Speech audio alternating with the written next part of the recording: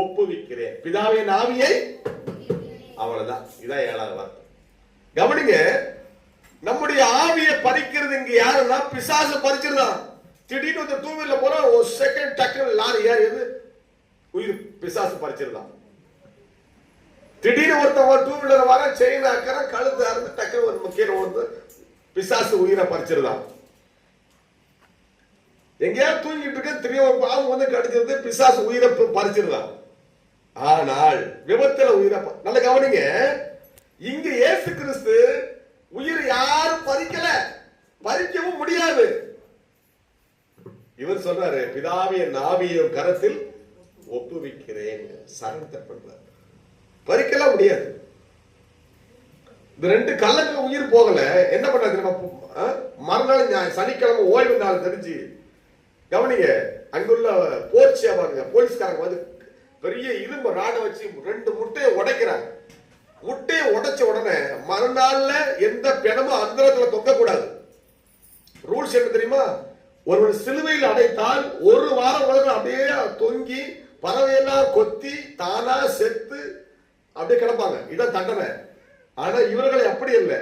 மறுநாள் சனிக்கிழமை ஓய்வு நாள், எந்த பிணமும் அந்தரத்துல தொங்க கூடாது அப்படின்னு யூதர்கள் என்ன பண்ணாங்க? உடனே இவங்க சாகடிக்கணும்னு வராங்க. அப்பதான் 2 கள்ளங்களையும் முட்டை உடைக்கிறாங்க. முட்டை உடைச்ச உடனே 2 முட்டையை உடைச்ச உடனே ரத்தமா ஊத்தி செத்துருவாங்க. ஏசுட்ட வராங்க, செத்துட்டாருன்னு ஈட்டி குத்தி பார்க்கணும், ஏற்கனவே செத்துட்டாரு. இதை கண்டுதான் ஆச்சரியப்பட்டது 160 இவர் மெய்யாகவே தேவனுடைய குமாரன். அப்படி யாரும் சாக மாட்டாங்க. உடனே 2 கள்ளங்கள உயிர் அப்படித்தான் போச்சு. ஆனா இவருக்கு போகல. இவருக்கு ஏற்கனவே செத்துருக்காரு. ஆச்சரியப்பட்டுதான் அவன் அப்படியே முழங்கால் போட்டு கும்பிடுறான். இவர் உண்மையிலே ஒரு கடவுளுடைய குமாரன் தான். அது போலீஸ்காரனே, போலீஸ்கார தலைவன் முழங்கால் படிட்டு இவர் மெய்யாகவே 160 இவர் மெய்யாகவே தேவனுடைய குமாரன். அல்லேலூயா. அப்ப இயேசு உயிரை யாரும் பறிக்க முடியாது, அவரே கொடுக்கிறார். பிதாவின் ஆவியின் கரத்தில் ஒப்பு கொடுக்கிறேன். நம்முடைய ஆவி யாரும் பறிக்க கூடாது. பிசாசு கை வைத்து அமைய சொல்லுங்க பாப்போம். பிசாசு பறிக்கதான் வருவான். அதை வீட்டு விட்டு போகும்போது ஜெபம் பண்ணிட்டு போகணும். அல்லேலூயா.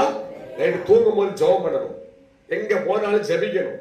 எப்படா உயிரை பறிக்கிறான்னு சாத்தான் அலைகிறான். அல்லேலூயா. விஷ பூச்சிகளை அனுப்புறான், திருடங்களை அனுப்புறான், உயிரை பறிக்க வாகனத்தை அனுப்பி விடுறான். அல்லேலூயா. ஆக்சிடென்ட்லயும் நோயிலையும் பல ரீதியிலும் உயிரை பறிக்க சாத்தான் சுத்தி சுத்தி வருகிறான். அப்படியெல்லாம் முடியாது ஐயா. அல்லேலூயா. ஆமென். என் ஆண்டவர்